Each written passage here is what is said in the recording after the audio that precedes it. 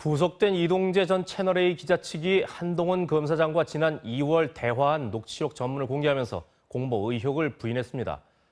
검찰은 그러나 녹취록의 일부 대화가 축약되거나 빠졌다면서 이 전 기자와 한 검사장이 지속적으로 취재 과정을 공유한 것으로 의심하고 있습니다. 윤수환 기자입니다.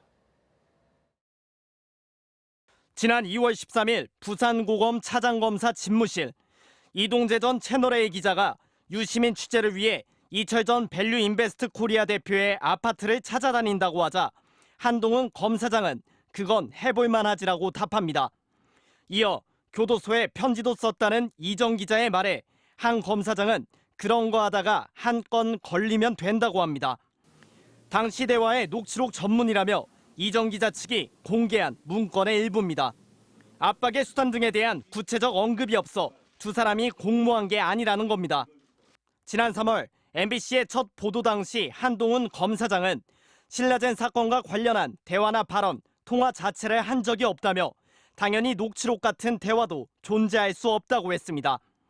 이 전 기자 측이 공개한 문건에 대해 검찰은 한 검사장이 취재 계획에 동조하는 취지의 언급 일부가 누락됐다며 범죄 혐의는 해당 대화뿐 아니라 다양한 증거를 종합해 판단해야 한다고 밝혔습니다.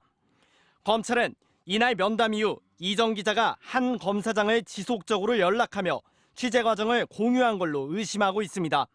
특히 이철 씨 측이 취재에 응하지 않으려 할 때면 한 검사장이 등장한 정황에 주목하고 있습니다.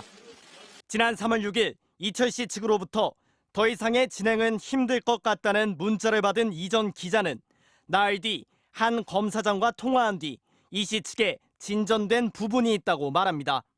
3월 19일 이철 씨 측이 거듭 취재 거부 의사를 밝히자 다음 날 이 전 기자는 다시 한 검사장에게 전화를 건 뒤 다 말씀드리겠다고 이철 씨 측에 답합니다. 이 전 기자는 이때를 전후해 이철 씨 측 대리인과 한동훈 검사장 두 사람과 여러 차례 연락한 정황이 채널A 진상조사 보고서에 드러나 있습니다.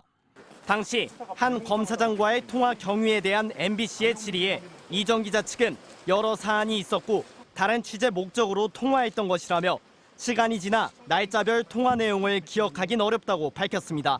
MBC 뉴스 윤수환입니다.